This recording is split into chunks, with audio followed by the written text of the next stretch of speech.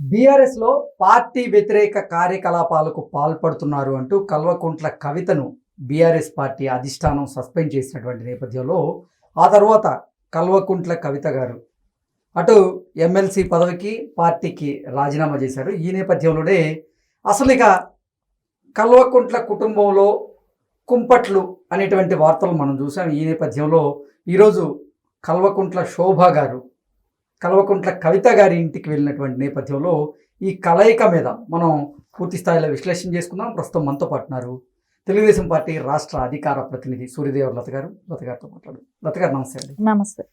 లత గారు, కల్వకుంట్ల కవిత గారిని BRS party అధిష్టానం సస్పెండ్ చేసింది బీఆర్ఎస్ పార్టీ నుంచి.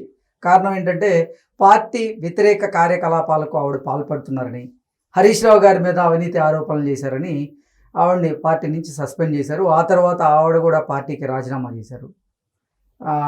ఎమ్మెల్సీ పదవికి కూడా ఆవిడ రాజీనామా చేయడం జరిగింది.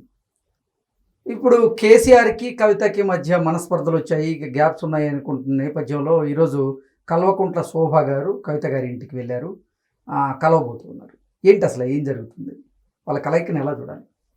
కవిత గారు యాక్చువల్లీ రాజకీయ పరంగా ఆవిడ విభేదించారా, లేకుంటే వాళ్ళకున్న లావాదేవీలు అంటే దోచిన సొమ్ములు చాలా ఉన్నాయి కదా. కేసీఆర్ గారు గతంలో ఈ 10 సంవత్సరాలు దోచుకున్న సొమ్ములు ఉన్నాయి. సో దాని దగ్గర తేడా వచ్చిందా అని చూసినప్పుడు అది బయటపడేది ఒకటి ఉంది, పడన్నది ఒకటి. మనకు బయట కనపడేది పొలిటికల్గా కనపడుతుంది. అంతరంగా లోపల జరిగే విషయం ఏంటంటే ఇది కూడా ఉంటుంది. ఇన్ని సంవత్సరాలు దోచిందంతా నా వాటా ఎంత అనేది కూడా ఉంటుంది. సరే, బయట వచ్చింది ఆవిడ లిక్కర్ స్కామ్లో ఇరుక్కుంది, ఆల్రెడీ ఉంది, లిక్కర్ స్కామ్లో ఇరుక్కుందనే కాదులేండి, ఆవిడ తప్పులు కూడా ఉన్నాయి కాబట్టి ఆవిడ ఆ కేసులో ఉంది. సరే, అది అంతా కూడా వీళ్ళు ఏమనుకున్నారంటే ఆ మచ్చ అంతా కూడా ఆవిడకే నెట్టేసేసి వీళ్ళు చాలా ఉత్తములుగా ఉండాలనేది ప్లాన్. బీఆర్ఎస్ పార్టీ కడిగిన ముత్యం, మేము ఒక ముత్యాన్ని ఏరి పడేసాం, నల్ల ముత్యం ఒకటి ఉంటే అన్నట్టు ఆలోచించారు.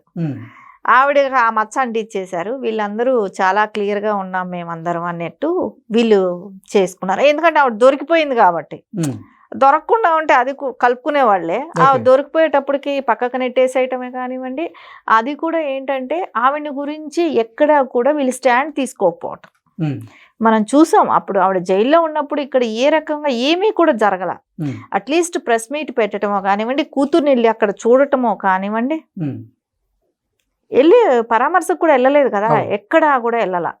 ఒక తండ్రి అంటే నీకు రాజకీయం అంత అవసరం అయింది అంటే ఒక కన్న కేటీఆర్ గారు హరీష్ రావు గారు వెళ్ళారు కానీ కేసీఆర్ గారు అయితే వెళ్ళలేదు. అంటే అనారోగ్య సమస్యల వల్ల వెళ్ళలేదు అనేటువంటి వార్తలు మనం అప్పుడు చూసాం. ఎందుకంటే వాళ్ళకలే ప్రత్యేక విమానాలు వేసుకొని తిరిగే వాళ్ళకి ఆరోగ్యకరమైన ఇది అదేమైనా పెద్ద దూరమా? విదేశాలు వెళ్ళాలా? ఏమో అయితే 1.5 గంట జర్నీ, 2 గంటల జర్నీకి ఎందుకు వెళ్ళలేకపోయారు అంటే ఆ మచ్చ మనకు అంటుకోకూడదు. సో వాళ్ళు అదే ప్లాన్, వాళ్ళు కవిత గారిని బలి చేయాలి, చేసేసారు కూడా. సో దాంతో వీళ్ళు మేము కడిగిన ముత్యంలాగా ఉంటామని ఫీల్ అయ్యారు. అందుకని వీళ్ళంతా ఒక బ్యాచ్ అయ్యారు, ఆవిడని ఒకటిగా పెట్టారు. సో వచ్చిన తర్వాత కూడా ఆవిడ్ని ఏ మీటింగ్లకి పిలవకపోవటం కానివ్వండి, ఇవన్నీ చేశారు. సో ఆవిడని పట్టించుకోవద్దని వాళ్ళు ఇచ్చిన డైరెక్షన్స్ కొంతమంది నాయకులకే కానివ్వండి, కార్యకర్తలకే కానివ్వండి, అలాంటి డైరెక్షన్స్ కూడా ఇచ్చారు.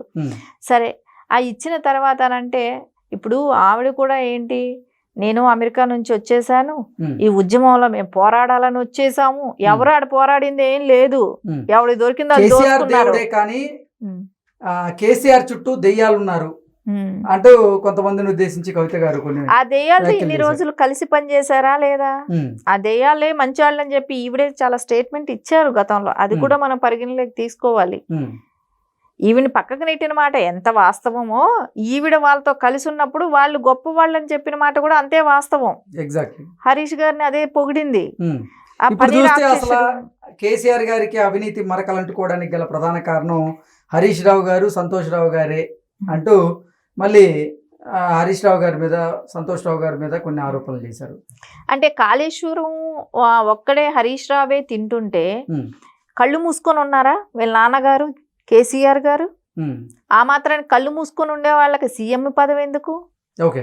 కేసీఆర్ గారు ఏం చేస్తున్నారు? కేటీఆర్ గారు ఏం చేస్తున్నారు? కవిత గారు మీరేం చేస్తున్నారు? ఈ రోజు ఎదిరించావే, ప్రజలకు అంత నష్టం జరిగేటప్పుడు ఆ రోజు ఎందుకు మాట్లాడలేదు? ఈ రోజు మటుకు బయట వచ్చారు. అది ఆ రోజే మీరు ఇట్లాంటివి చేస్తున్నారు తప్పు అని చెప్పి ఆ రోజు హరీష్ గారిని నిందించచ్చుగా, మాట్లాడచ్చుగా, ఎందుకు మాట్లాడలేదు? ఇక్కడ ఎవరు స్వార్థం వాళ్ళు చూసుకుంటున్నారు. దీనిలో తెలంగాణ ప్రజలని సెంటిమెంట్ను వాడుకోవాలని ప్రయత్నిస్తుంది ఆ కుటుంబం మొత్తం కూడా. తెలంగాణ ప్రజల సెంటిమెంట్ను వాడుకొని వాళ్ళ మనోభావాలతో ఆడుకుంటున్నారు వీళ్ళు. అంతేగాని వీళ్ళేదో ప్రజల కోసం పోరాడేసి ప్రజలకు ఏదో చేసేస్తారనేది ఆలోచన ఎక్కడా కనపడ్డంలా. అంటే నిజంగా వీకెండ్ కమెంట్ బై ఆర్కే అనేటువంటి ప్రోగ్రాం ద్వారా ఆర్కే గారు కొన్ని విశ్లేషణలు చేశారు. అందులో భాగంగా చూసుకున్నట్లయితే కల్వకుంట్ల కవిత గారు కేవలం హరీష్ రావుని, సంతోష్ రావు గారిని మాత్రమే టార్గెట్ చేసింది, కానీ కల్వకుంట్ల తారక రామారావు గారిని లేదా కల్వకుంట్ల చంద్రశేఖరరావు గారిని అయితే టార్గెట్ చేయలేదు. కల్వకుంట్ల కవిత కేసీఆర్ వదిలిన బాణం అన్నట్టుగా ఆయన విశ్లేషణ చేశారు. అంటే నిజంగా ఇప్పుడు చూస్తే ఏమో కల్వకుంట్ల చంద్రశేఖరరావు గారి సతీమణి అయినటువంటి శోభా గారు కవిత గారి ఇంటికి వెళ్ళడం జరిగింది. ఏంటి, రాయబారానికి వెళ్ళారా, లేకపోతే నిజంగా కుటుంబ సంబంధించి విషయాల మీద చర్చించేందుకు వెళ్ళారా అంటే ఏం చెప్తారు? అంటే ఇప్పుడు వాళ్ళ అల్లుడు పుట్టినరోజు అంటే కవిత గారి హస్బెండ్ పుట్టినరోజు అని చెప్పి వెళ్ళారని మాట చెప్తున్నారు. సరే, పుట్టినరోజు వెళ్ళారనంటే దానికి ముందు కూడా ఏదో వాళ్ళ ఇంట్లో ఫంక్షన్ జరిగితే పిలిస్తే వెళ్ళలేదంట. సరే, రాఖీ రోజైనా కూతుర్ని పిలిపించుకున్నారా అని అంటే ఆ రోజు పిలిపించుకోలేదు.